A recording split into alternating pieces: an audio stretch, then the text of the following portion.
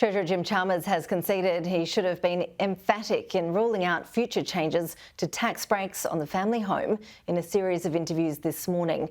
Our political reporter Olivia Caisley joins us live from Canberra. Olivia, we were listening through that news conference last hour. We heard the Treasurer issue something of a mea culpa. That's right, Ash. So according to the Treasurer's own figures released yesterday, tax breaks for housing is costing more in foregone revenue to the budget than a super. But when Jim Chalmers was asked to rule out any future changes to tax breaks for the family home this morning, he just wouldn't do it. So the Prime Minister actually had to step in and shut down this discussion. Here's what happened earlier. Can you explicitly say now to the Australian people there will be no changes to negative gearing, nothing to capital gains tax this term? Well, I think what we made clear yesterday, we released all of that detailed information about all of the tax breaks in the system, and we said that our priority is superannuation, and that's important. Well, I've said repeatedly that the numbers that we released yesterday are not a statement of intent, they're not a policy statement. So just say, yes, that you absolutely guarantee no change ever to the capital gains tax exemption on our family home. Well, I can say to your viewers that we haven't been focused on it, we haven't been working on it. Can you rule it out? Well, we have no, yes, we are not going to impact the family home. The Treasurer has now apologised for not being more clear.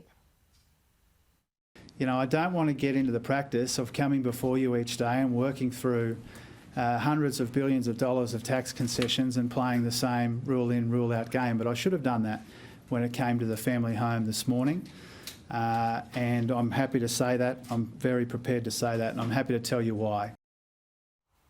So when we look at the politics here, the central political argument on these super changes is all around this idea of whether or not this reflects a broken promise.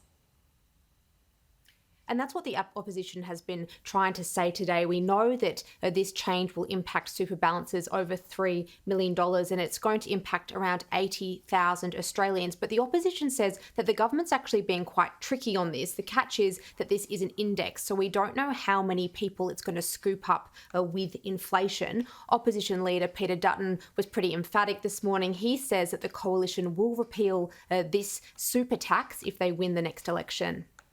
You can understand why a lot of Australians are really scratching their head about a Prime Minister that they now can't trust, a Treasurer that they can't trust, and their own superannuation money is under attack from the Labor Party. We've now seen the first change of what I think will be many changes in the superannuation and tax space over the term of this government and into the next term of government if they're re-elected. We're absolutely dead against it, and we will repeal it.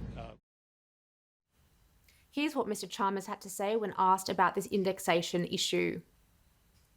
We can say that. We'll say that people who've got more than $3 million in their superannuation, and good on them, we think that's a good thing. People have got sufficient savings for a decent retirement. We'll give them concessional tax treatment, just not quite as concessional. A future government may decide to change the $3 million threshold.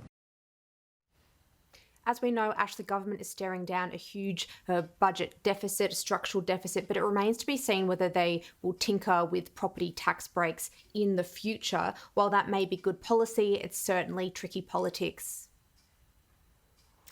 Yes, it's not the last time we're going to hear about this one. Olivia Caisley, live here in Canberra. Thank you.